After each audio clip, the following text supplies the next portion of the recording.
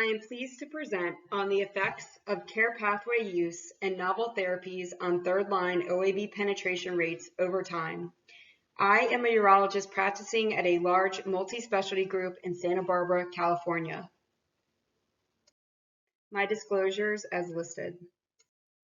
The undertreatment of OAB remains multifactorial with a high attrition rate and low penetration despite efficacious therapies. Use of a care pathway is known to increase the delivery of third-line therapies. We evaluated the impact of consistent care pathway use and specifically the eCoin tibial implant and Axonics system on third-line therapy choice.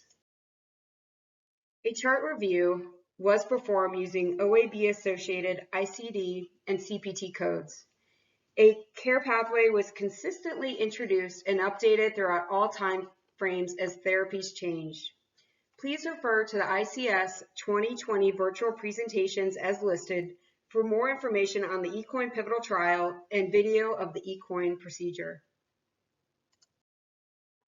Here is an example of the care pathway being used during the first quarter of 2020 to reflect current and future OAB options.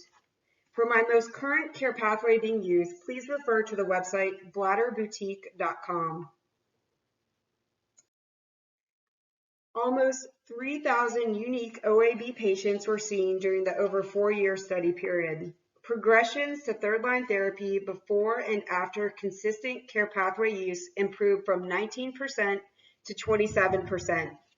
When the eCoin was an available therapy option, the penetration rate rose to 33%.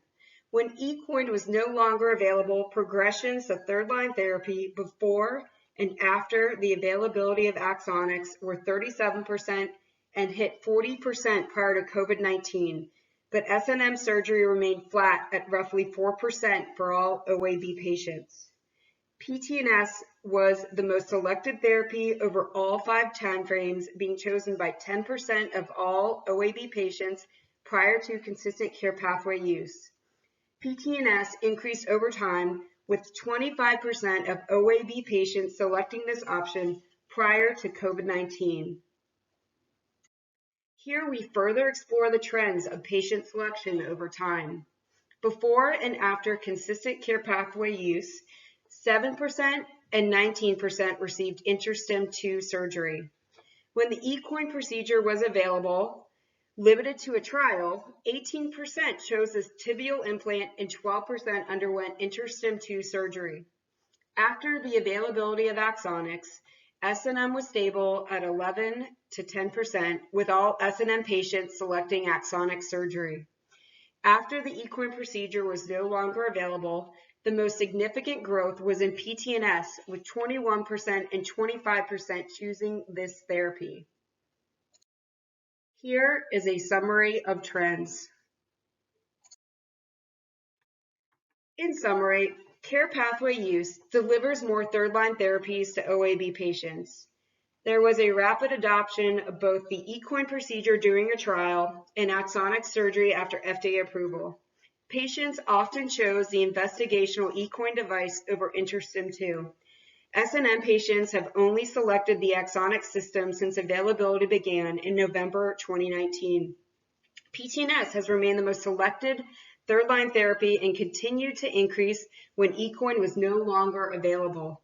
We are encouraged by achieving a penetration rate of 40%, but strive for better given the known high attrition rates of medications and compliance issues with current third-line therapies.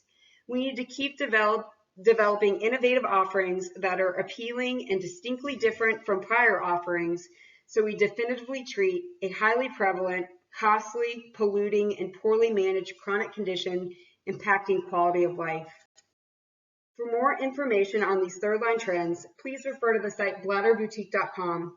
It was created during COVID-19 to provide additional resources to patients as we've continued to follow changes in penetration and therapy choice with banned elective surgery, limited staff, social distancing, telemedicine initiation, lack of medication samples, and increased use of office-based procedures such as Botox.